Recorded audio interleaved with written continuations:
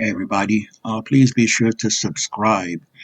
Subscribe so we know you know when we drop new videos, new podcasts, and also please like the videos and share them. Share them, tell your friends about them, spread this great message that we at the Zuko are spreading. So subscribe, like, and share. It really helps. Thank you.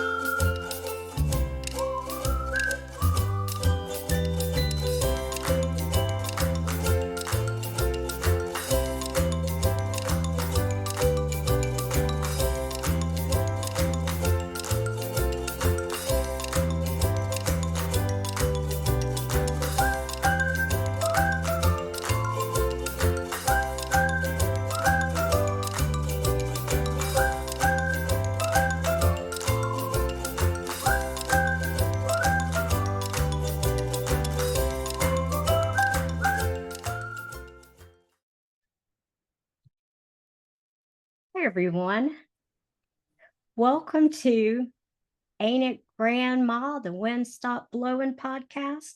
This is a space where we'll do a deep dive into the big book of Alcoholics Anonymous to explore the promises, the prayers, and the profound spiritual experience that comes with working the 12 steps. I'm Wendy, and I'm joined here by my amazing host, Elisa. Hey everyone, we are so excited to embark on this journey with you. Both of us share deep enthusiasm for the reading and breaking down of our big book, especially the first 164 pages, which outline the path to recovery from alcoholism. One of the things that we find the most fascinating about the big book are the three asterisks found in the first 164 pages, both referencing the spiritual experience. When we come to an asterisk in our book study, we will pause to explore its significance and discuss the change in perception that occurs when an alcoholic truly works the 12 steps. Along with studying the promises, the incredible assurances the big book offers, we'll also look at the warnings, directions, and prayers tied to each step. We believe these passages hold immense power, offering guidance, hope, and transformation to those seeking recovery. While the big book will be our primary text, we will also reference the 12 steps and 12 traditions to enrich our discussion. So grab your books, your pencils, your highlighters, or your e-readers, and let's get started. But before we begin this book study, let's take a moment to center ourselves in the program. Please join us in saying the third step prayer together. God, God, I offer I offer myself myself to thee to to build with me and do with me as thou wilt. as thy will. Relieve me of the bondage of self, that I that I may better do thy do thy will. Take away my Take away my difficulties, difficulties, that victory, over them shall bear may bear witness witness to those I would help those of I would help power, of thy power, thy love, and the and way thy of way life. of life. May I May I do do thy thy will always. Thank you so much, Alyssa. All right, everybody, let's go ahead and dive into this week's study. Okay, let me open up. So we are starting. So last week we left off. We had started the forward to the second edition, and so we're in our big book, our big blue book. And I am starting at the bottom of page XIX, at the very bottom. Let's see. All right, just a minute, let me find where I am. So at the bottom, so I'll start reading off here. While the internal difficulties of our adolescent period were being ironed out, public acceptance of AA grew by leaps and bounds. For this, there were two principal reasons.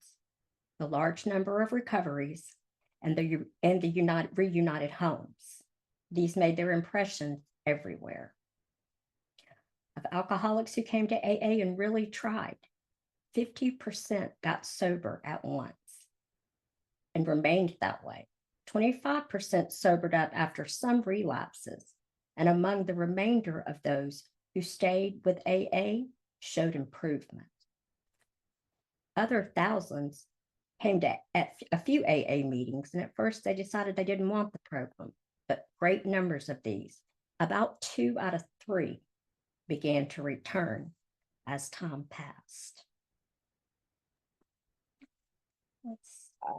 So Miss Wendy, Yes, ma'am. the numbers that you read, when AA first started, we had a 75% success rate by using the 12 steps of Alcoholics Anonymous. And even after some relapses, that remaining 25% still showed improvement. Another reason for the wide acceptance of AA was the demonstration of friends in medicine, friends in religion, in the press, together with innumerable others who became our able and persistent advocates.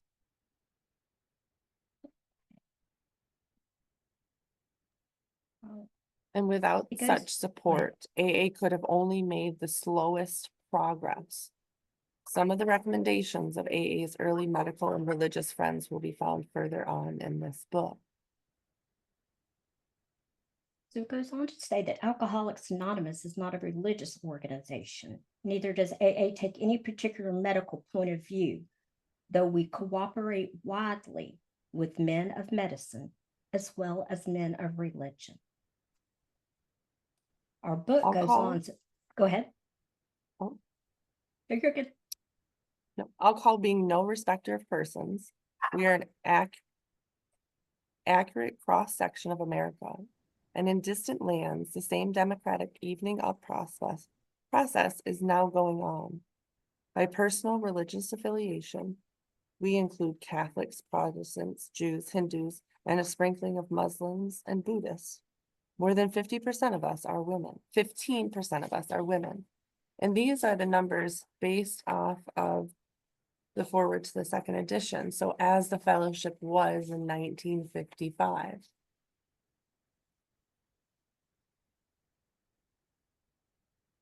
Sorry, I flipped back to look at the at the beginning of the forward. So at present, our membership is pyramiding at the rate of 20% per year. So far, upon the total problem of several million actual and potential alcoholics in the world, we have made only a scratch. In all probability, we shall never be able to touch more than a fair fraction of the alcohol problems and all its ramifications. Upon therapy for the alcoholic himself, we surely have no monopoly. Yet it is our great hope that all those who have as yet found no answer may begin to find one in the pages of the book and will presently join us on the high road to a new freedom. Wow, there's a lot of hope and promise based off of facts of the fellowship as it was in 1955. We'd like to now open the floor if there's anybody who wants to come in and share on what we've just read. And for those of you joining us, we picked up at the bottom of page XIX, the forward to the second edition, that last paragraph, while the internal difficulties of our adolescence period were being ironed out. And we just read till the end of this forward to the second. So anybody would like to come in and share on what we've just read, experience, strength, and hope?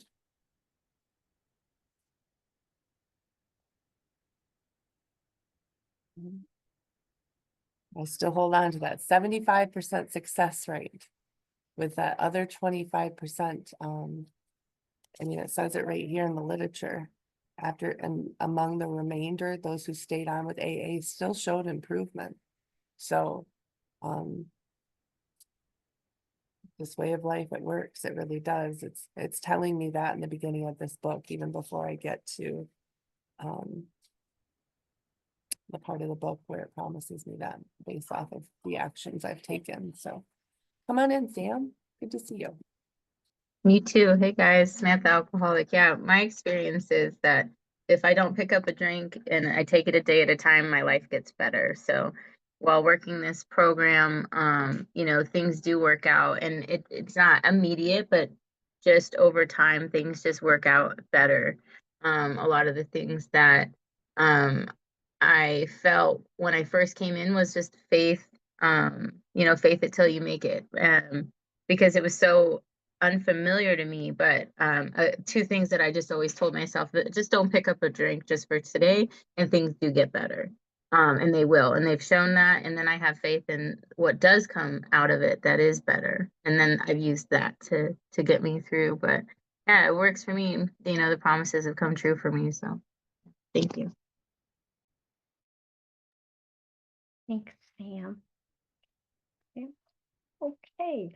Alyssa, I had a note at the bottom of my notes related to the second edition, the forward to the second edition, speaking about the other groups that were occasionally successful at sobering up alcoholics. And so there were the Washingtonians, the Oxford groups, the Salvation Army, and then there were various other temperance movements at the time, but their success rates were iffy. The 12-step fellowship did not have a monopoly on God, as I just read in the big book. So what we have in AA is the most successful approach to practical spirituality in the history of addiction. So that's something that I wanted to make sure to note, that there were other programs at the time, but that AA had one that had practical spirituality, and that was helpful in this situation. So that was what made us a little different.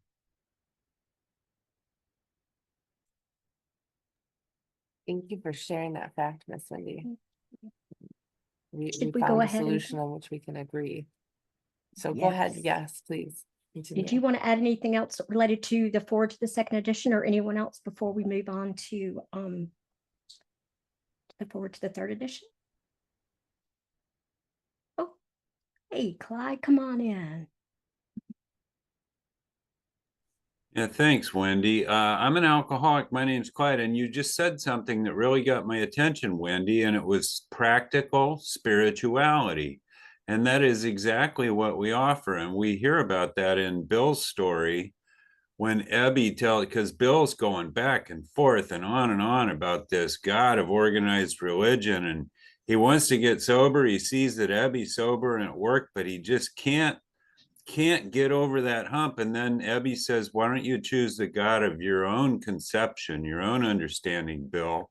And that's when he had his second step experience. And so that's what AA offers, the God of our own understanding as we understand him. That is what makes it a practical spirituality. I've never heard that term. I'm going to remember that. Thank you, Wendy. Thank you, Clyde. And then also I wanted to add that there were two items that we believe, that our authors believe, kind of helped the AA movement. And one was the number of people that recovered and stayed recovered. And then also there were, I think, as I mentioned, the reunited households, but we also had the acceptance and the approval, and we had advocates in the press, and people in the medical field, and clergymen, people who worked in spirituality. So we were having some success, and as we had success and more people were getting sober and staying sober, we had a good portion of the population behind us and advocate for AA as well. So did anybody else want to make any kind of comment? I'm going to go ahead and move on to the forward to the third edition. Before you do that, Yes, because ma'am. what you just said sparked a bulb in my head, because that's exactly what Dr. Bob did in the printing of the first edition of the big book, and I have a copy of it. He did not sign his letter because of that period of time. He put his neck out on the line for Alcoholics Anonymous. And so you said that, and that made me think of that. And we may not get to the doctor's opinion this week, but we will definitely hit on it next week. on just how substantial his stance was, and getting us to where we are now today, 90 years later. Absolutely. I wonder what people thought at the time. We have an advocate in Dr. Sulfur. Absolutely, we have. Okay, so we're going to go on to the third edition, and I'm going to read a little bit at the beginning, just kind of give you a little bit of kind of a recap. So this is the wait, hold on. Can I ask you a question, Elisa, just to make sure that I'm on the right spot? Do I need to go through, is this where I go through the history? This is a recap of. Yeah, so the forward to, I'm gonna make sure I have the right thing I'm reading from page 1, XV. Is that correct? we're on XXII, so the forward to the third edition, it's gonna tell us the fellowship as it was in 1976, when the printing of the third edition came out on. Would you wouldn't mind and go ahead and getting us started, and I'm gonna catch up. I'm gonna find out. I need to find my Absolutely. document. Thank you, ma'am.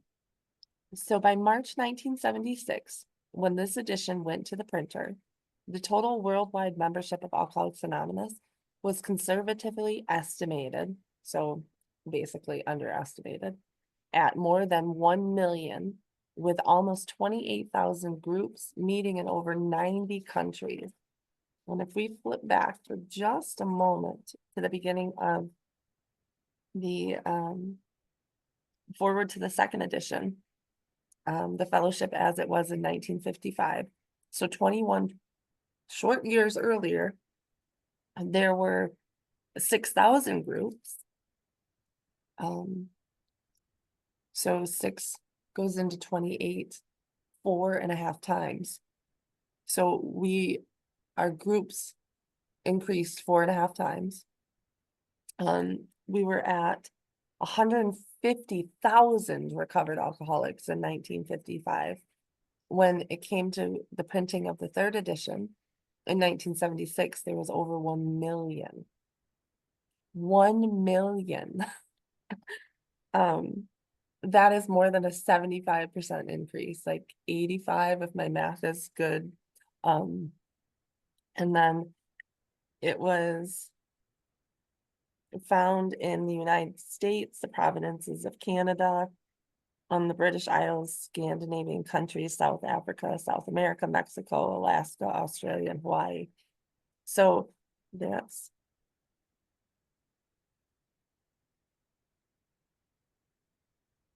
10, right? It gives me 10. And then now we're up to 90. Like, that's immense growth in 21 short years. Would anybody like to come in and share on that part of the reading?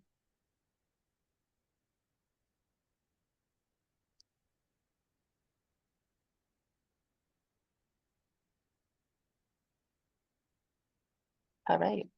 Surveys of groups in the United States and Canada indicate that AA is reaching out, not only to more and more people, but to a wider and wider range. Women now make up more than 1/4 of the membership.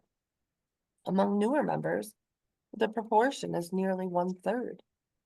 7% of the AA surveyed are less than 30 years of age. Among them, many in their teens. So in 1976, we had 7% were under 30, and many of them were in their teens. Like, they were getting educated early on. I don't know about you, but I wasn't close to 30. It's closer to 40. So that's a blessing. The basic principles of AA. Oh, go ahead. No, you're fine. Go ahead. You're good. The basic principles of AA, I'm sorry, we're all over each other. The basic principles of the AA program, it appears, hold good for individuals with many different lifestyles, just as the program has brought recovery to those of many different nationalities. The 12 steps that summarize the program may be called Los 12 Pasos. Sorry, I can't read Spanish, y'all, but it's in Spanish. and in one country, and then it might be translated to Portuguese in another. But they trace exactly the same path to recovery that was blazoned by the earliest members of Alcoholics Anonymous. And in spite of the great increase in the size and in the span of this fellowship, at its core remains simple and personal. Each day, somewhere in the world, recovery begins when one alcoholic talks to another alcoholic, sharing their experience, strength, and hope. Well, Miss Wendy, it sounds like you just read the importance of step 12. Because every day it tells me that somewhere in the world, recovery begins with one alcoholic talks with another alcoholic, sharing experience, strength, and hope. And that's vital to permanent recovery, our step 12. For me, when I read that just now, I thought, wow, that sounds like a promise. You want one more that? So I've just kind of read about the third edition, and then Elisa has highlighted it. Did anyone want to come in and comment on the forward to the third edition? So the third edition was published in March of 1976. So we've gone 53, right? 35, then we went to 55 for the second edition, 1955 to the third edition. We are at 1976, right? And then if we move on to the fourth edition, and so now I have moved on in my big book to page XXIII. I'll start at the top. So the fourth edition of Alcoholics Anonymous came off the press in November of 2001 at the start of a new millennium. Since the third edition was published in 1976, worldwide membership of AA has just about doubled to an estimated 2 million or more, with nearly 100,800 groups meeting in approximately 153 countries all around the world.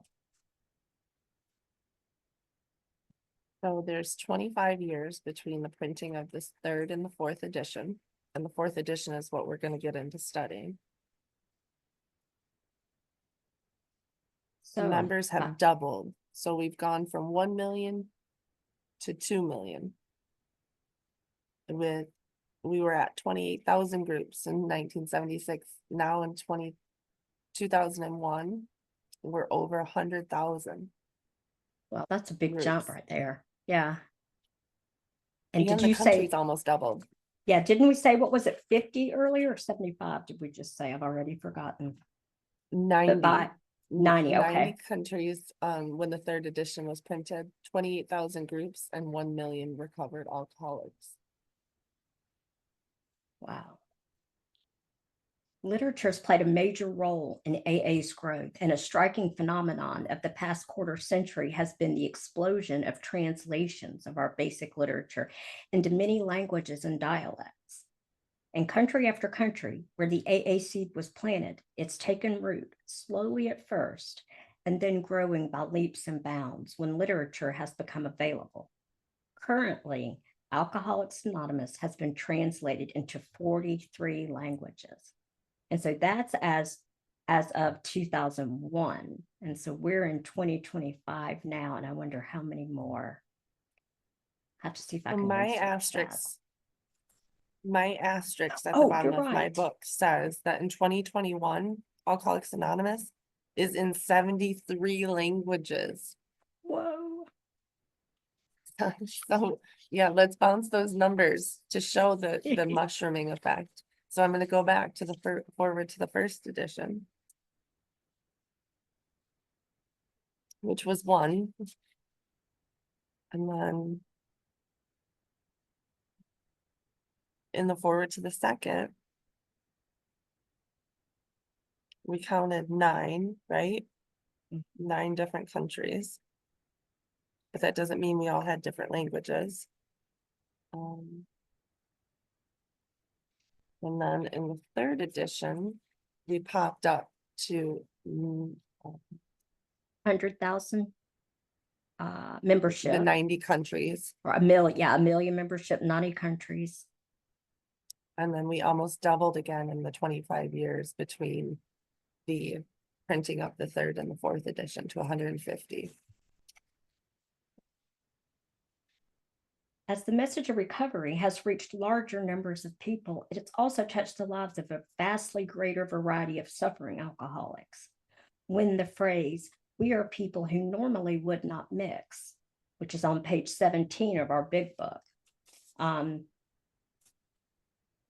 not mix, was written in 1930. So when our big book was originally written, it was written in 1939. And so the group that it was referring to, or the fellowship that they were referring to at the time, was composed largely of men, with a few women, with quite similar social, ethnic, and economic backgrounds. Like so much of AA's text, those words have proved to be far more visionary than the founding members could have ever imagined. So the stories that were added to the fourth edition represent a membership whose characteristics of age, gender, race, and culture have widened and have deepened to encompass virtually every one of the first 100 members that the first 100 members could have hoped to reach. Wow. Anybody want to come in and share on any of that I just read?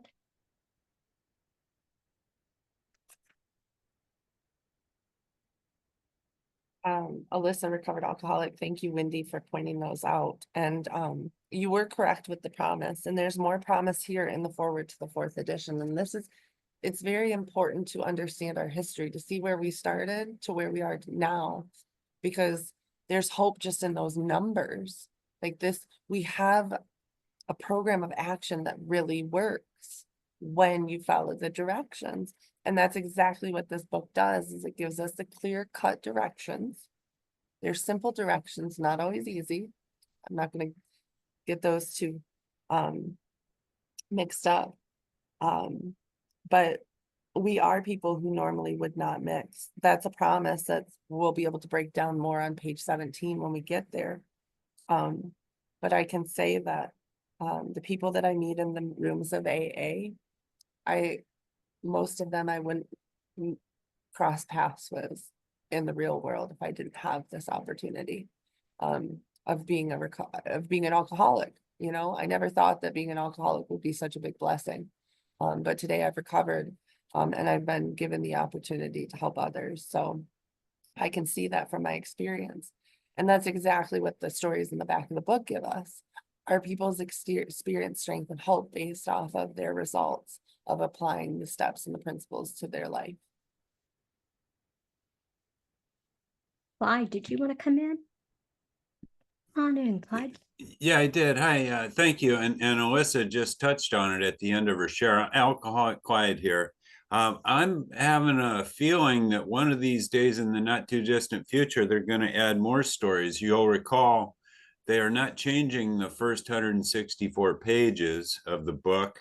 They're leaving it largely intact, just as it was when it was originally written, but they are adding new stories to represent the new, types of, culturally, there's different people with different experience and different technology.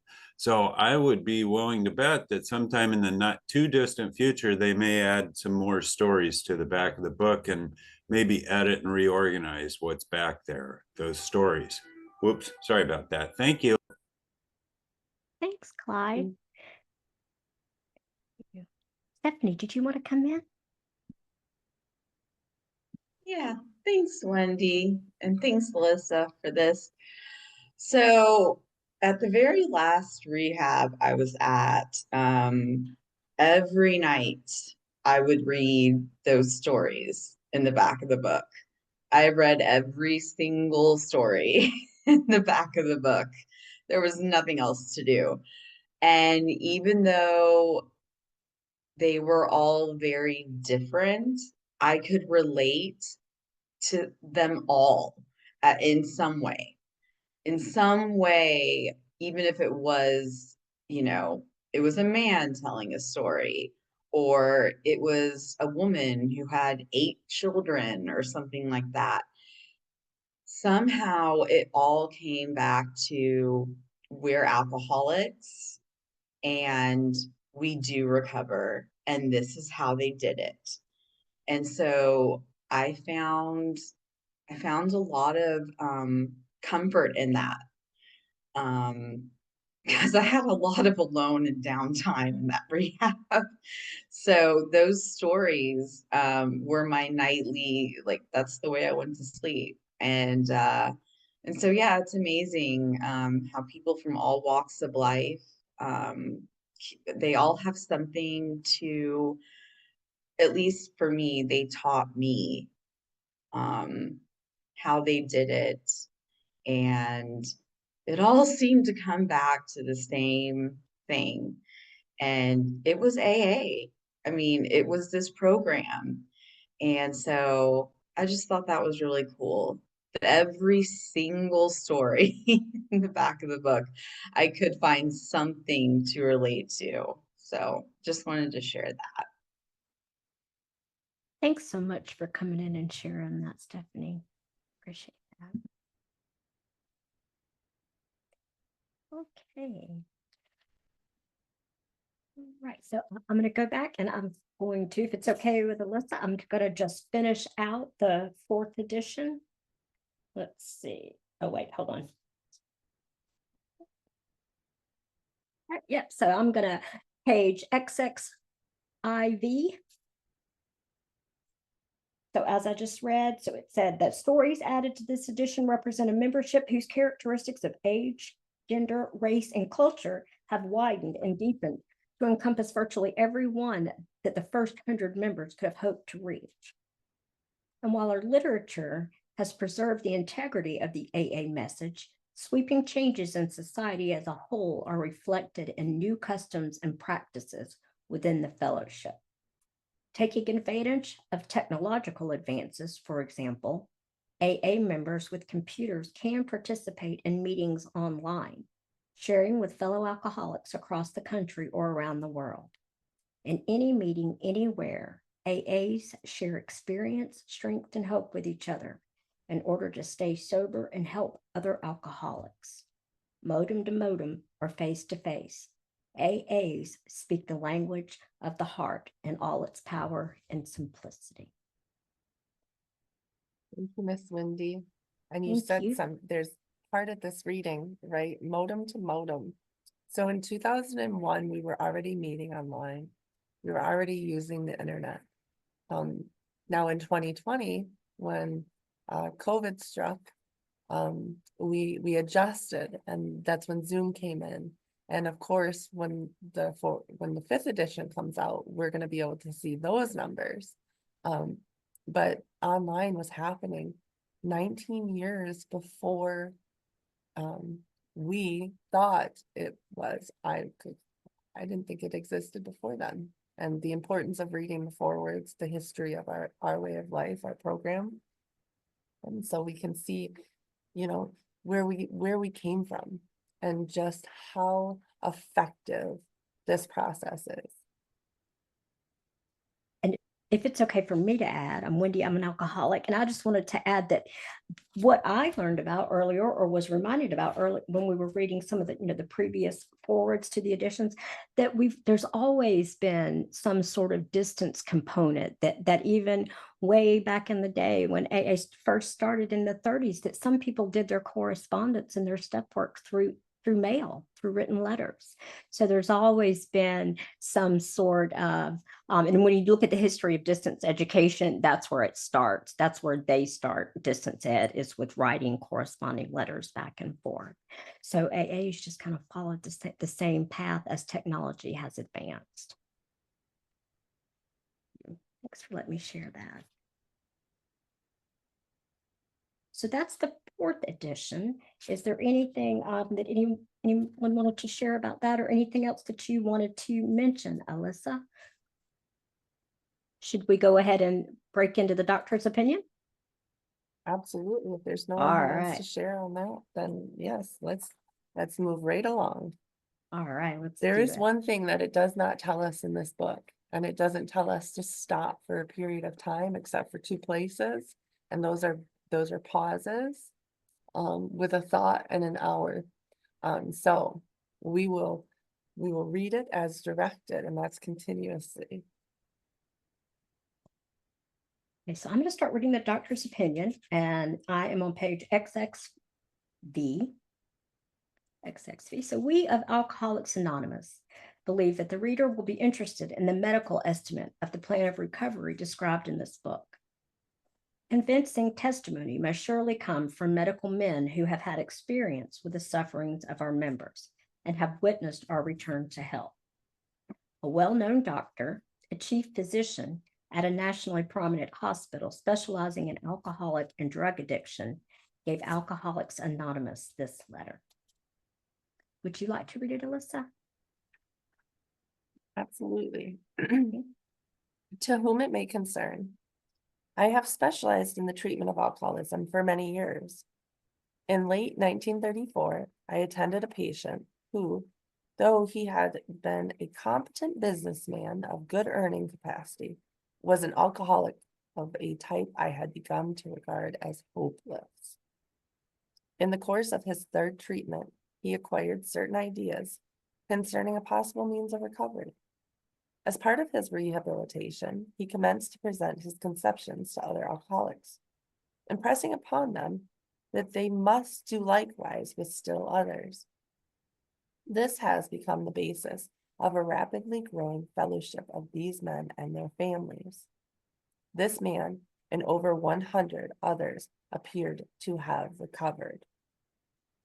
I will pause there and I will allow for anybody to come in. Of course, the patient he is referring to is Bill Wilson. And the ideas concerning a possible means of recovery that he is impressing upon to other alcoholics is, it was 6 steps at the time, but Bill later expanded those into 12 when he wrote the big book in 1938 into 1939. But this man and over 100 others appeared to have recovered.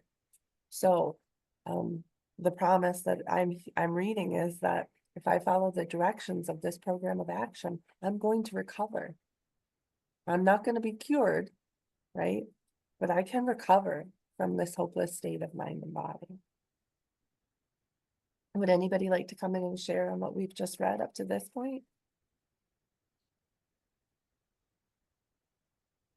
No, I'll keep reading. I personally know scores of cases who were of the type with whom other methods had failed completely. These facts appear to be of extreme medical importance because of the extraordinary possibilities of rapid growth inherent to this group. They may mark a new epoch in the annals of alcoholism.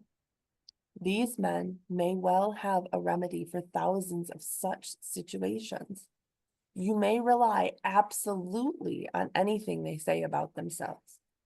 Very truly yours, William D. Silkworth, M.D. And so,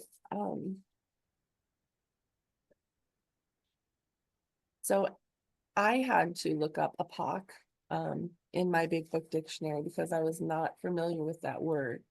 And epoch is a period of time.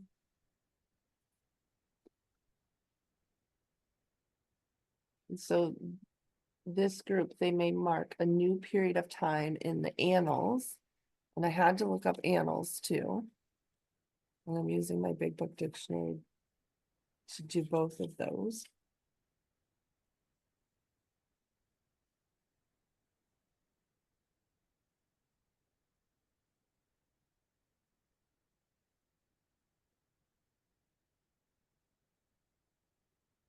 And annals is historical records or accounts, archives or chronicles.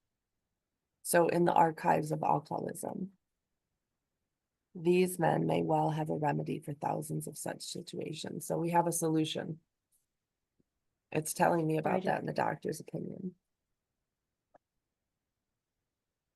And so what we're going to learn, what the doctor's opinion kind of helps us learn, and anyone else who reads it, is From the description in Dr. Silkworth's letter, the alcoholic learns the exact nature of the disease of their alcoholism and how hopeless this condition of mind and body must be. We're told why we are unable to control the amount we drink once we've taken the first few drinks. But more importantly, we're also told why it is that we can't manage our decision not to take that first drink again. And I'm going to flip it over to me now and say, once I've made the firm decision, pledge, and vow and promise to never drink again. So that's what the doctor's opinion is telling us. And so I'll give you a little bit of background on Dr. Silkworth. He was trained in neurology, and he lost his practice as a result of the stock market crash in 1929. So he met Charlie Towns at Towns Hospital, which specialized in the treatment of alcoholics and drug addicts. So Dr. Silkworth accepted a position for a stipend of $40 a week. His plans were to re-enter private practice when he could afford to do so, but that time never came. And so he devoted his entire practice to helping alcoholics. More than thousands of alcoholics were directed to Alcoholics Anonymous because of his faith and his way of life. Hey, I'm Wendy. I'm an alcoholic. I'm just sitting here and thinking about the few times that I've been in an AA meeting, and someone else has shared and they've shared, how they're in the medical field and how they, in certain situations, it's been appropriate to mention that to someone who's struggling. Cousin, come on in. Let me ask you to unmute, friend.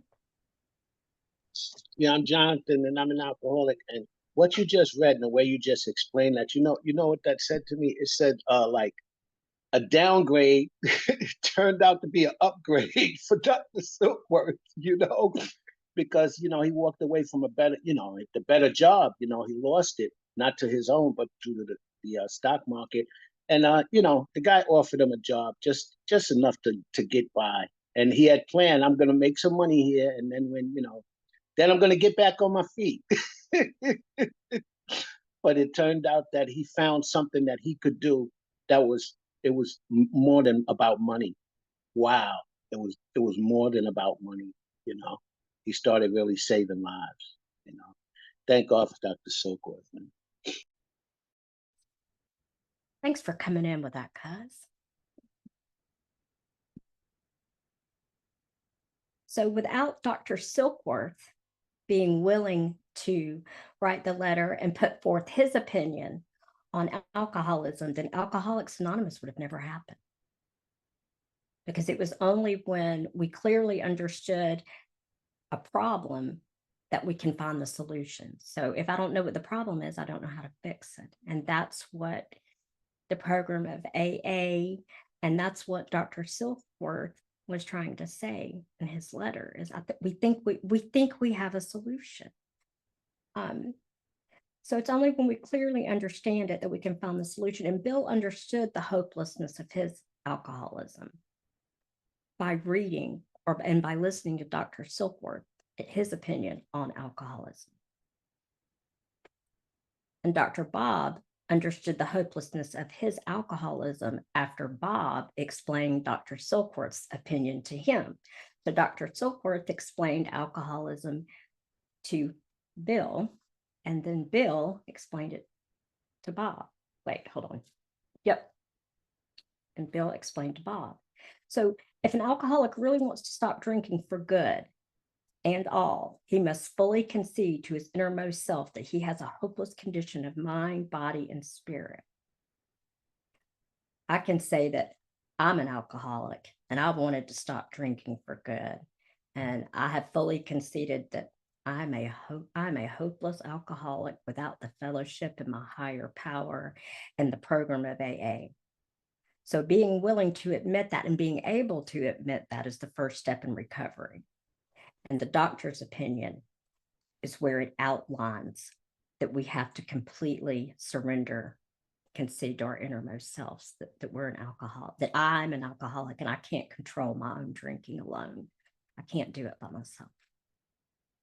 So simply from this section of the book, we learn why it is that the real alcoholic has a body that can never get enough alcohol and a mind that will never let, that will not let the alcoholic leave it alone. Hey, cousin, come on in.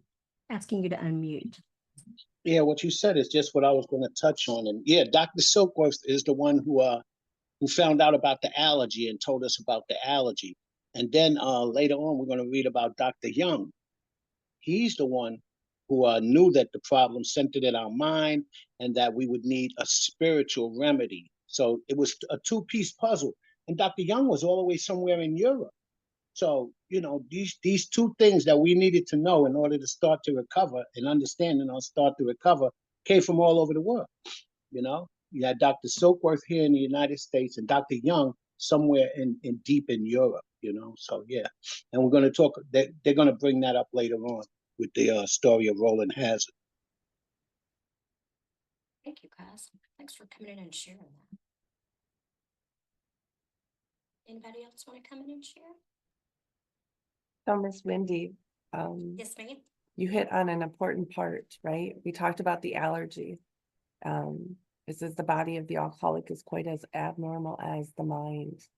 So that's our allergy. You know, the littlest bit of alcohol that touches me just kicked it off. You know, I would say like hand sanitizer today. I'm very careful on what I use because of alcohol content. This is life or death. You know, I fully concede to my innermost self the fact that I am an alcoholic. And once I get the littlest bit in my system, I've kicked off that allergy. And then the line where it says we were maladjusted to life, that we were in full flight from reality. We were delusional. You know, the problem of the alcoholic does center in our mind rather than our body. And without spiritual help, without this spiritual solution, I'm delusional. Thanks for letting me share on that part of the reading.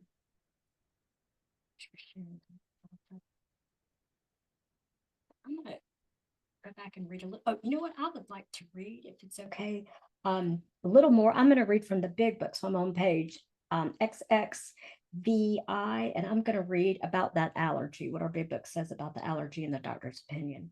The doctor's theory that we have an allergy to alcohol interests us. As laymen, our opinion as to its soundness may, of course, mean little. But as problem drinkers, we can say that this explanation makes good sense. It explains many things for which we cannot otherwise account. Hey, y'all, I'm Wendy. I'm an alcoholic. And I will have to say that in the beginning, when I first read this and, you know, the whole thing about the allergy, it took me a little while to sit with that. I was completely willing to admit to myself and to my family that I was an alcoholic. But an allergy, you know, I resisted that for a while.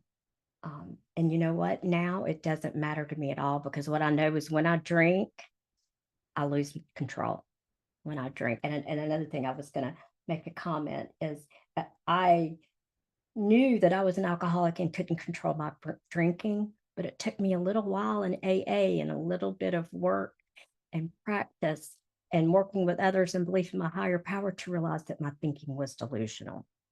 So thank you, AA. Cuz, come on in, friend, asking you to unmute.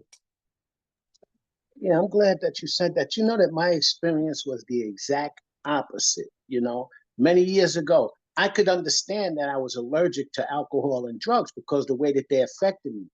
But I would not accept that there was something wrong with my mind. Wow. I would not accept that there was because I'm smart. I'm a genius, you know. I would not accept, and I couldn't understand that there was something wrong with my mind. You know, that the bodily allergy, I totally understood that. You know, just through experience. Every time that I picked up, I went all the way. I went all the way. But the mental thing, I just couldn't get it. You know, until recently. But thank you. Thanks so much, Cuz, for coming in and sharing your personal experience with us. Thank you. So I'm going to continue reading.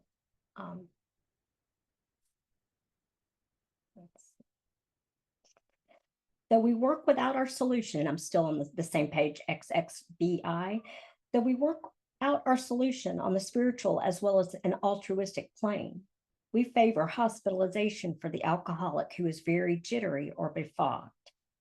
More often than not, it is imperative that a man's brain be cleared before he is approached, as he has a better understanding and accepting of what we have to offer. So Miss Wendy, Yes, ma'am. Elisa, recovered alcoholic, I believe you just read direction for us. That we want the person who we're working with, the alcoholic, to be cleared. It's imperative that their brain be cleared before they are approached. So if they're very jittery or befogged, as me, as the recovered alcoholic who's going to work with another alcoholic, I have to have the awareness of who I'm working with and what the next appropriate step is. And if I'm not aware of what the next appropriate step is, I get to refer to my big book because the directions are in here.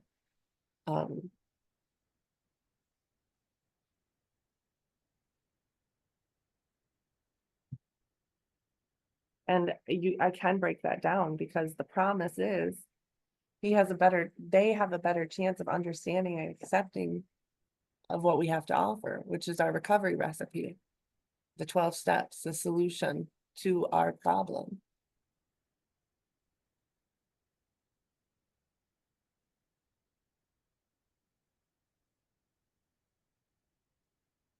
Continue reading now, and now I'm on page XXVII. So now I'm going to read a little bit, this going back to the doctor's letter now. So this is what the doctor writes. The subject presented in this book seems to me to be of paramount importance to those afflicted with alcohol addiction. I say this after many years of experience as medical director of one of the oldest hospitals in the country treating alcoholic and drug addiction. There was, therefore, a sense of real satisfaction when I was asked to contribute a few words on a subject which is covered in such masterly detail in these pages.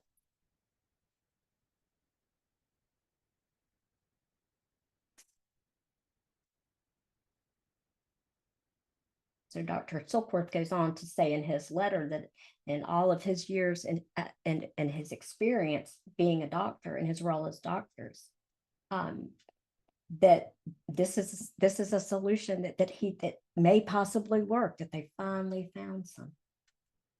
And so he says, there was a real satisfaction when I was asked to contribute a few words on the subject, which is covered a lot in these pages. We doctors have realized for a long time that some form of moral psychology was of urgent importance to alcoholics, but its application presented difficulties beyond our conception. What with our ultra-modern standards, our scientific approach to everything, we are perhaps not well equipped to apply the powers of good that lie outside our synthetic knowledge.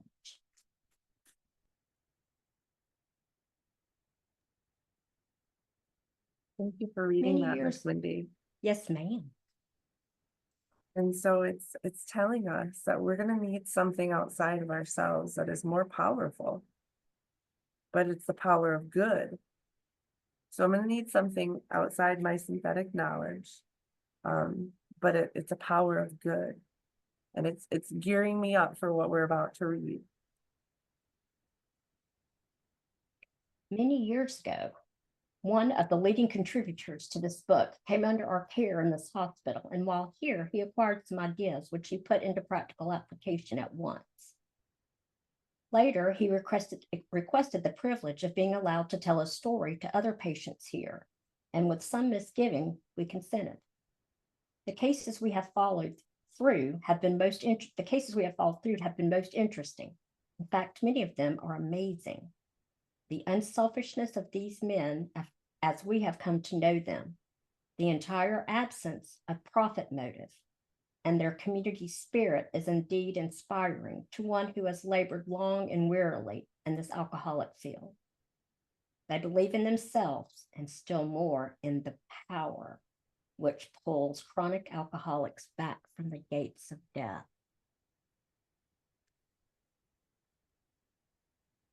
Wow. Wow is right. Can you read that again? They Absolutely. believe. They believe in themselves and still more in the power. So they believe in themselves and they believe more in the power which pulls chronic alcoholics back from the gates of death. And So what I hear, also, Miss Wendy, yes, ma'am. No, you go is ahead. that the promise of me as an active alcoholic is death. We added jails and institutions in there because institutions, that's where Bill and Dr. Silkworth met. But my promise as an active alcoholic is death. But I can develop a relationship with a power which will pull me back from the gates of death.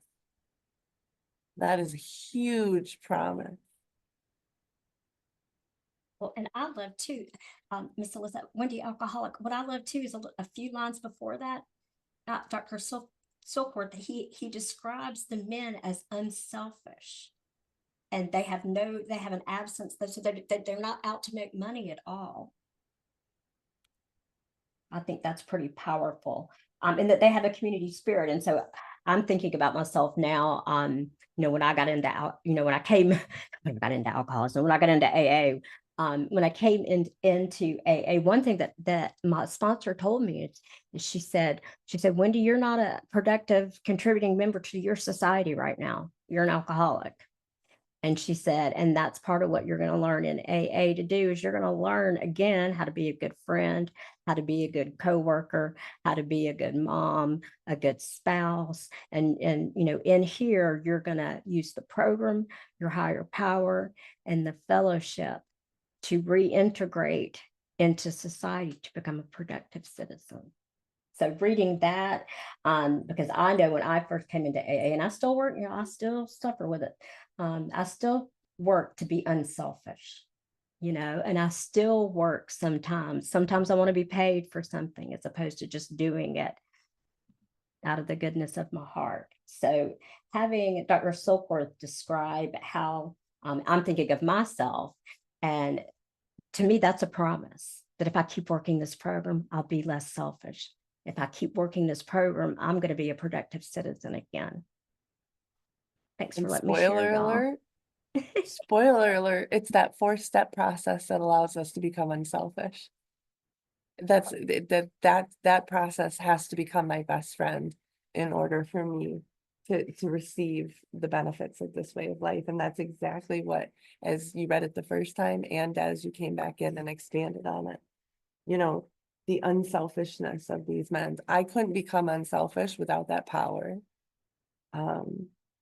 And I get to give freely of myself today as a result of my efforts working with that power to get rid of self. That's huge.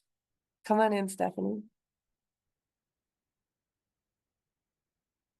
So Stephanie, still an alcoholic, apparently dying of neck pain. I'll just say that my experience with all the treatment centers I've been in and all the hospitals I've been in, is that the unselfishness of other alcoholics who have recovered, who are there to guide me, because for me it was the spiritual component. I could get it in my head, I could get the allergy, I could not grasp the spiritual concept. And doctors who treated me in the field of alcoholism, I mean, they were detox doctors, but they hadn't ever suffered from the disease.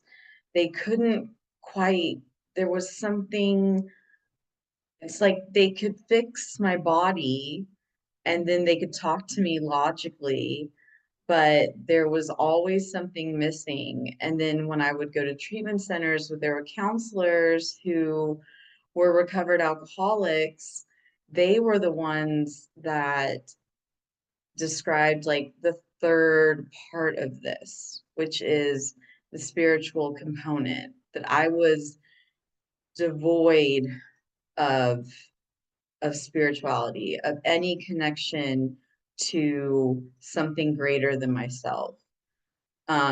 So doctors would tell me basically, okay, you're sober now, you know not to drink, so just don't do it. And that doesn't work for us. It didn't work for me, over and over and over again. But the counselors who knew, who had been there, who had gone through the steps, who were unselfish enough to share their experience, their strength, and their hope, that's what stuck with me. That's what kept me coming back. That's why I'm still alive today. So I think that 12th step, and that unselfishness is such a huge, it's one of the biggest parts of our program. It's not just how we've grown, but it's how people have actually recovered. It's how we've actually come from a hopeless state of mind, body, and for me, spirit. So I just wanted to say that it was those former alcoholic, or yeah, alcoholics who had recovered, not former, they're still alcoholics, but they were the ones that I could relate to the most. So I think that's just such a huge part of the program, is taking, once you've learned what you have from your sponsor, taking it and giving it away. We can't, I mean, what is it? It's better to give than to receive. We can't keep it if we don't give it away. I think that's just such a huge part of our program. So just wanted to throw that in there. Thank you so much for sharing that, Stephanie. Appreciate you coming in.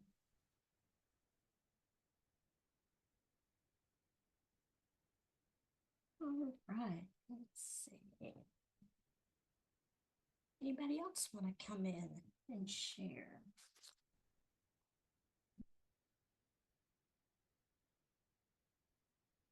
So in the letter, Dr. Silkworth also talks about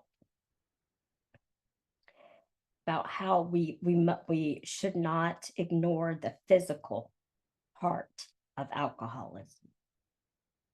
That it says, as a matter of fact, it says, in our belief, any picture of the alcoholic which leaves out the physical factor is incomplete.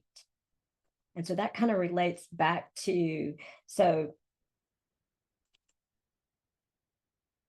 in the letter, Dr. Silkworth enlarges the statement that he confirms that we who have suffered alcoholic torture must believe that the body of the alcoholic is quite as abnormal as his mind. So in the letter, Dr. Silkworth is honing in that, you know, it's just as much of a disease in the mind as it is a physical body craving.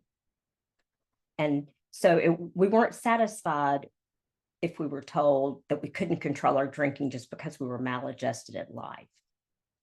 For me, you know, I was in complete denial. No, I'm not crazy. You are. That was one of my favorite things to say. And so, let's see. I think I've kind of come to, here she went. Sorry. I'm going to pick back up here in the letter. So I'm back in the big book. Are you there? Would you like me to read it, or are you gonna? No, would you mind for a minute? Just take it over for Absolutely. me. Give me a quick rest. Yeah. Thanks. So we're on the bottom of page XXVII in the doctor's opinion. Of course, an alcoholic ought to be freed from his physical craving for liquor, and this often requires a definite hospital procedure. before psychological measures can be of maximum benefit. So there's direction. It tells me what I need to do with the alcoholic in order for them to be freed of the physical craving. We need to address that first. It says, we believe, and so suggested a few years ago, that the action of alcohol on these chronic alcoholics is the manifestation of an allergy.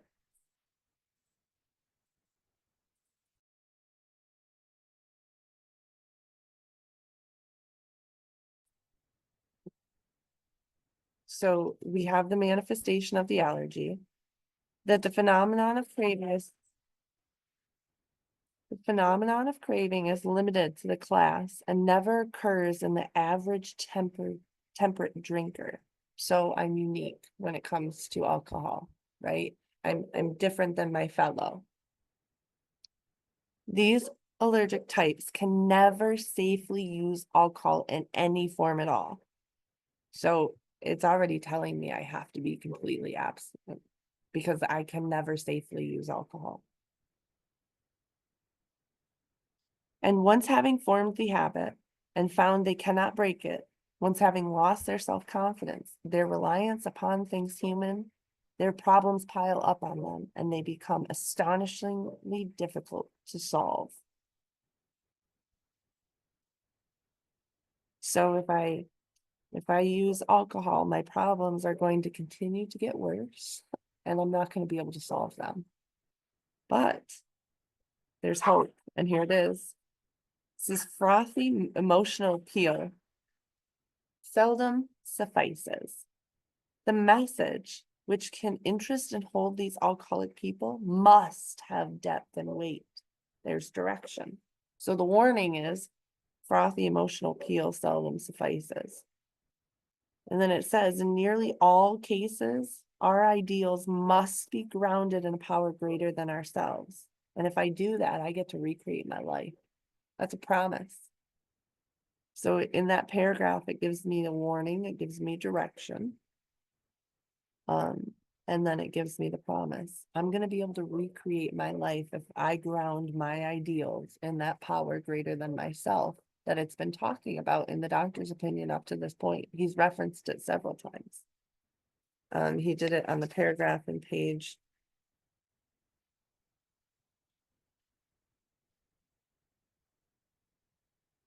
What did he just say? He just said it on XXVII.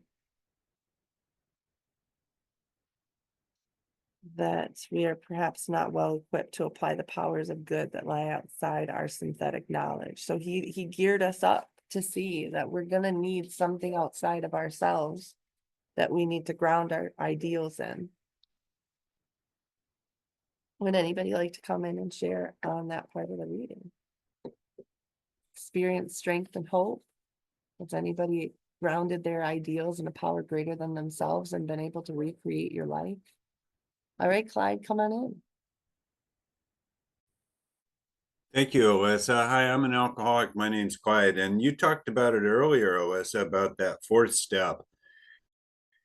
And when we get to that section of the book, he's going to tell us about when the spiritual malady is overcome, we straighten out physically and mentally. So here it is again. I'm just doing a little cross-referencing here for us.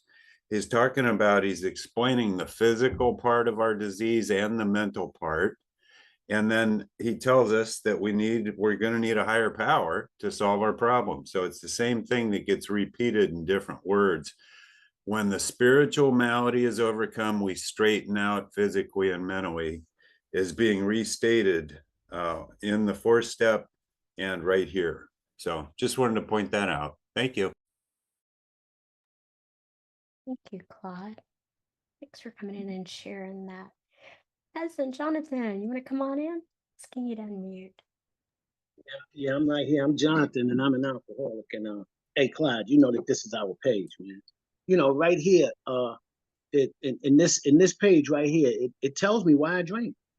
It actually tells me why I drink. You know, you read it first when you said once the habit is formed, you know, and I lose control, I can, and my problems start to pile up, and they become astonishingly difficult to solve. So the first reason why I drink is because I think that I can handle things on my own. I think that I can handle things on my own, and I can go on like that forever. And then the second part of why I drink is what you get ready to read next, and that plainly just says I like to get high. you know. So yeah, thank you. Thanks, Cousin Jonathan. Thanks for coming in and sharing that. Hi, Kirk. Come on in. Friend asking you to unmute. Thank Welcome you, in. Kirk Alcoholic. Hey, quick question on these.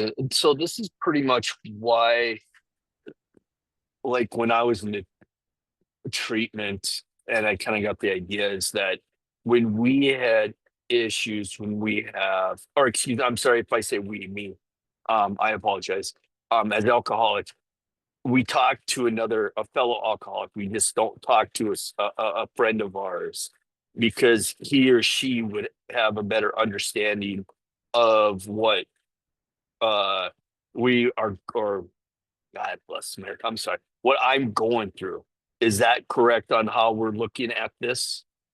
Um, and it almost seems like, is it almost like every paragraph also has Elisa? Okay.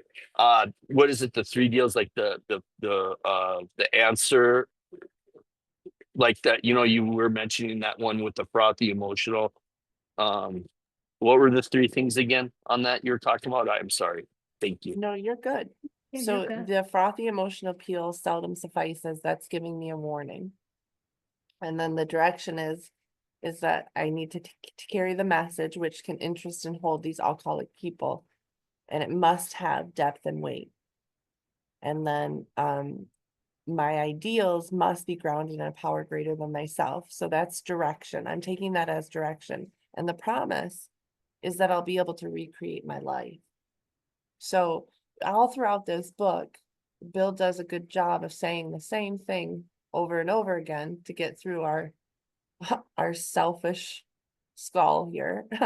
But he gives us direction, warning, promise, and some of them have prayers as well along with it. So the promise is my return on investment. So what's going to happen if I follow the direction, right? For us business people, the return on investment is what I do or what comes as a result of the action that I take. And so they're called promises in the big book. But it's that return on investment. If I follow the direction, this is the result that I'm going to achieve. So we call them that's the promise. And it will give me a warning of what happens if I don't, right? So frothy emotional appeal seldom suffices. That's not going to be sufficient to bring about the opportunity to recreate my life. I need to ground my ideals in that power greater than myself, and I need to share the message, which will interest and hold alcoholic people, right? It'll have depth and weight. Oh, you can. Oh, yeah, I'm sorry. Thank you again. I apologize, cousin, for okay now. So you have so basically those three deals on warning, direction, promises, are they, I mean, I know I'm getting ahead a little bit, but I'm just kind of curious. Is that those three kind of like in the majority of uh these paragraphs? And okay, so you said warning, it happens if I don't follow the directions or return, like promise return on investment. What would be kind of like the definition of the direction part then? So the direction here is that I need to be grounded, my ideals, I need to ground in a power greater than myself. And that when I share the message, it has to have depth and weight. It needs to be able to hold the newcomer's interest, right? I'm trying to get the untreated alcoholic to relate to me, right? So it must have depth and weight. So when I share my experience, strength, and hope with a newcomer, that must have depth and weight so that I can grab their attention, right? And get them to follow the directions, the common solution on which we have found, which is outlined in the program of action in these pages. Does that help? Yes, thank you very much. Awesome. You're welcome. Thank you for asking the questions. Then did you want to come in and share? Asking you to unmute. Yeah, I'm here. Thank Yeah, you. every time Yeah. I hear that frothy emotional appeal. For years, I read that and didn't and had no idea what you guys were talking about until I kept coming to these meetings and you guys explained that to me. That and what that means is, as an alcoholic, trying to help another alcoholic, I can't beg them to get sober. You know, I can't be begging them and pleading with them to listen to what I listen to me, what I got, man. Let me tell you, that's not going to be enough. That flow, crying out, and pleading with them to see things my way. How many times have people, tried to do that with us and it just didn't work, So yeah. So you can let people know what that means, because for years I didn't know what that meant, and finally you guys told me. Thanks, Coach. And it's Thanks for usually coming our in. family that does that.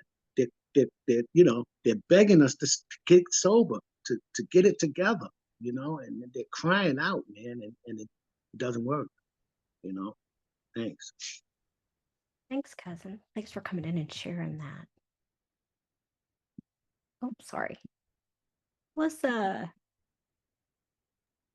Miss Thank you, Elisa? Miss. Come on in. Thank you, Miss Wendy. Cause sparked something. So my name is Elisa. I'm a recovered alcoholic. So experience, strength, and hope. That's what my family tried to do. They wanted to get me sober, so they went to probate court. If she's found intoxicated, she's got to go to treatment, right? They weren't trying to gain an understanding. They were trying to force the hand, but they didn't know any better, right? They didn't understand the disease. They definitely hadn't read the directions of the book in working with others or to the wives or the family, or two wives or the family afterward, right? Because that gives the family good direction on how to handle the alcoholic. I had to want to get it myself. I had to come to that point, that gift of desperation, right? I had a lot of not yets, and then all of a sudden those not yets turned into, well, they're there now. But my mess of a life during my alcoholism, and using this program of action, and what it's done for me is now the message. That's what my higher power has turned it into. So the disaster of a life that I had been living is now the message, which has depth and weight, right? So I'm a felon. That's where my disease took me. It took me to my second DUI, which was a felony DUI, right? But by the grace of my higher power, this way of life, and the program of action, the program of action, I've been able to recreate my life. I'm not the substance of the worst decision of my life, right? That was one instance, but that instance did get me in here. I came crawling in here. I had the gift of desperation, but I have grounded my ideals in a power greater than myself. And that power I call God today. And he has solved my problem. I've recreated my life, and I live a life beyond my wildest dreams today. I don't focus on what's outside of my control. I'm more likely to focus on, what I do have control of. I'm where my feet are today. I could never achieve that before. Absolutely not. I was either full of anxiety or I was depressed because I was living in tomorrow or yesterday, and you know what they say about, if you have 1 foot in tomorrow and 1 foot in yesterday, you're all over today. That's exactly what I was doing with my life. But right now, my feet are in line with my shoulders. They're right where I am. And that allows me to recreate my life. That's my experience. And so that is a promise for me today. And some of the promises that I'm able to identify in the book today, I wasn't able to identify a year ago or the year before that, because I wasn't where I am today, because I hadn't experienced that promise, that return on investment of me taking the action as it's outlined in this book.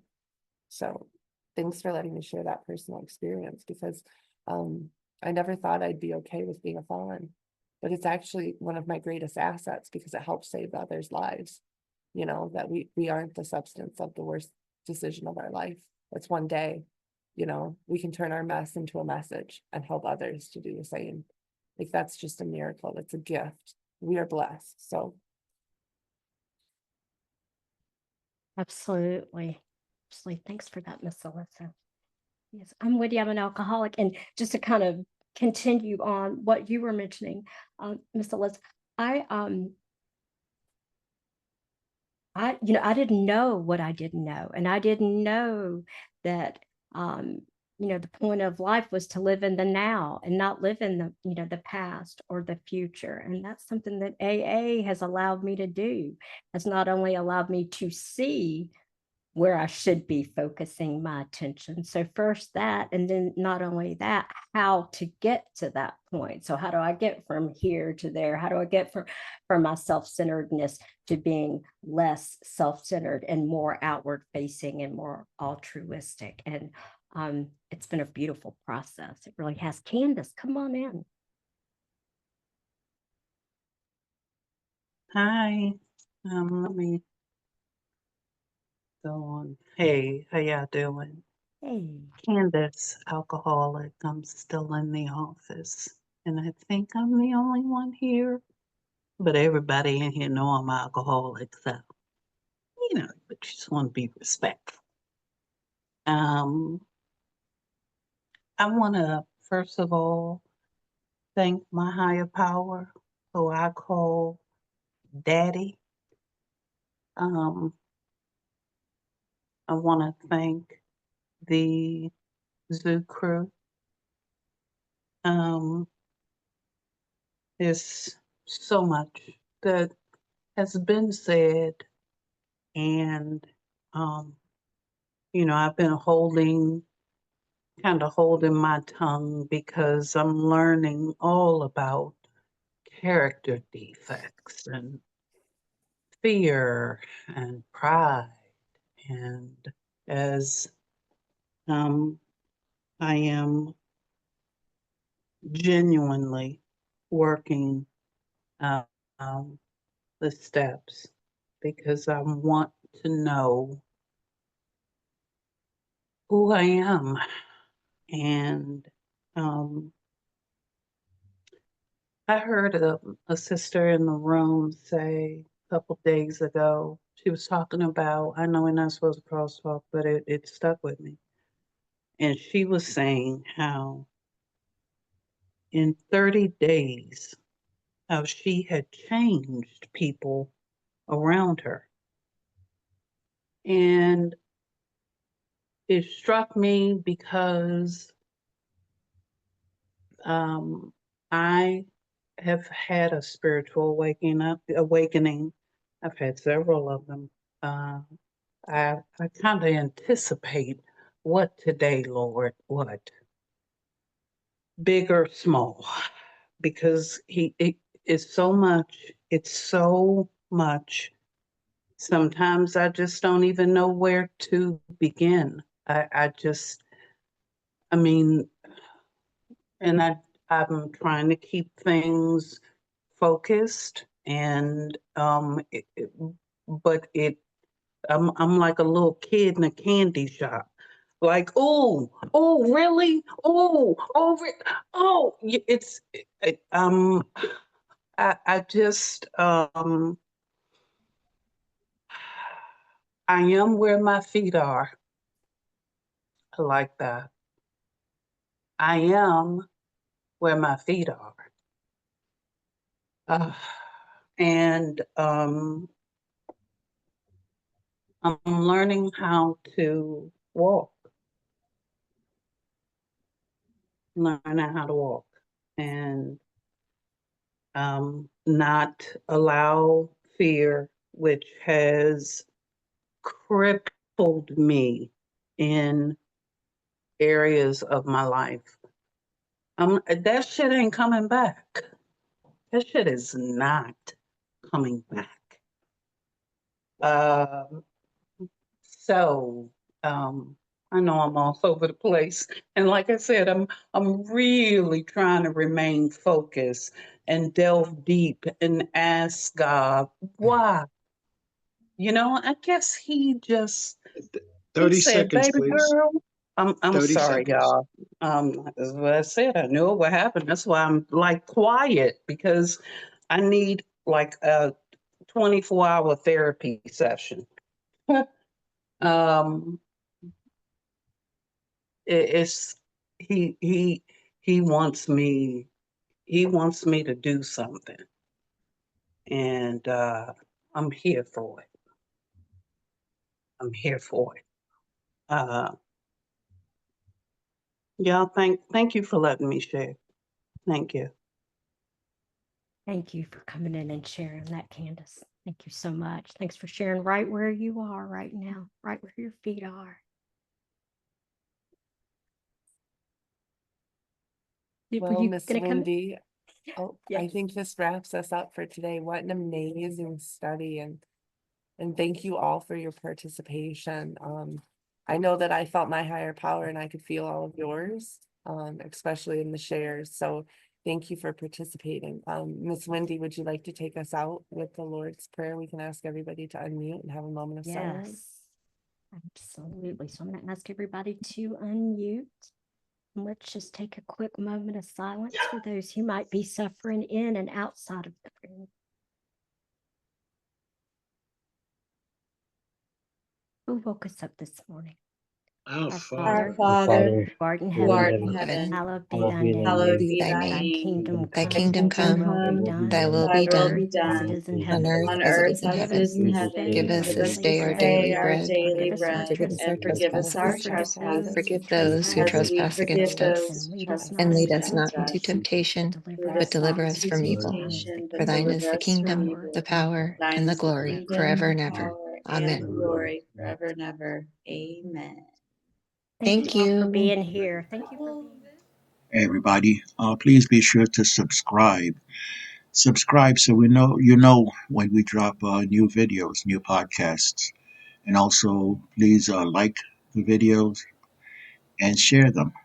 Share them, tell your friends about them, spread this great message that we at the Zuka are spreading.